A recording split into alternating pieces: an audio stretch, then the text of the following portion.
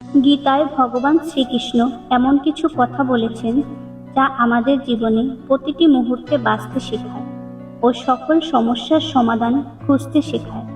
আজ এমন কিছু বাণী আপনাদের মাঝে তুলে ধরব যা আমাদের জীবনে প্রতিটি মুহূর্তে বাঁচার শক্তি যোগায়। গীতায় ভগবান শ্রীকৃষ্ণ বলেছেন, ১.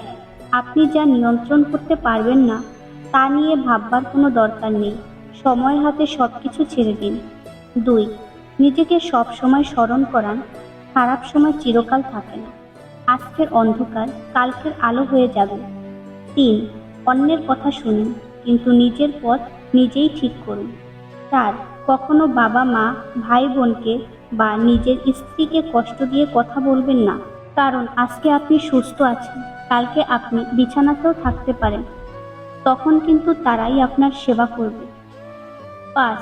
কখনো টাকা পয়সার জন্য কোনো অসৎ কাজ করবেন না, মনে রাখবেন সৃষ্টিকর্তা যদি আপনি মেনে থাকেন তাহলে এটাও মানতে হবে যে অসৎ কাজের বিচার কিছুটা এখানে হবে আর কিছুটা পরকালে। ৬. ভগবান শ্রীকৃষ্ণ বলেছেন, তোমার কষ্টের জন্য পৃথিবীকে দোষারোপ করো না, তোমার মনকে বোঝাও, তোমার মনের পরিবর্তনই আনবে তোমার দুঃখের সমাপ্তি। ৭.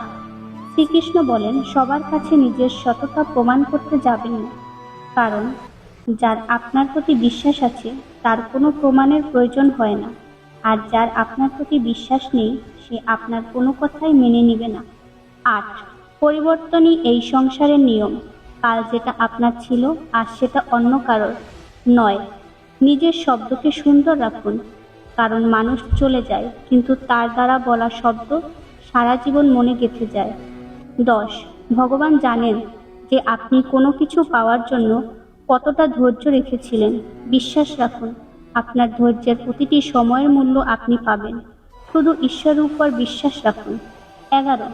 জীবনে সব কিছু শেষ হয়ে যাওয়া বলে কিছু হয় না, সব শেষ হওয়ার সাথে সর্বদা একটা নতুন শুরুর ইঙ্গিত থাকে।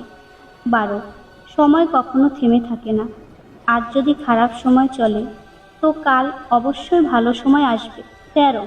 যদি কোনো বাচ্চাকে উপহার না দেওয়া হয় তাহলে সে কিছুক্ষণ কাঁদবে, কিন্তু যদি সংস্কার না দেওয়া হয় তাহলে সে সারা জীবন কাঁদবে। ১৪. শ্রীকৃষ্ণ বলেছেন, যদি কেউ তোমাকে খারাপ বলে থাকে তো কষ্ট পেও না, কারণ লোক সেই গাছেই পাথর ছোড়ে যে গাছের ফল মিষ্টি হয়। ১৫. মৃত্যুর ভয় কখনো করবেন না, কারণ আত্মা অমর। ১৬. কলমের ক্ষমতা দুনিয়ার সব ক্ষমতার থেকে বড়, একটা রুটি কম খান কিন্তু সন্তানকে অবশ্যই শিক্ষিত করে তুলুন। ১৭. যে রাস্তা ঈশ্বর আপনার জন্য খুলেছে সেটা কেউ কখনো বন্ধ করতে পারবে না। ঈশ্বরের প্রতি আস্থার পরীক্ষা তখন হয় যখন আমরা যেটা চাই সেটা পাই না, কিন্তু তারপরেও মন থেকে ঈশ্বরের প্রতি ধন্যবাদ জানাই। ভিডিওটি ভালো লেগে থাকলে অনুগ্রহ করে শেয়ার করে অন্যকে দেখার সুযোগ করে দিবেন। ধন্যবাদ সবাইকে। রাধে রাধে।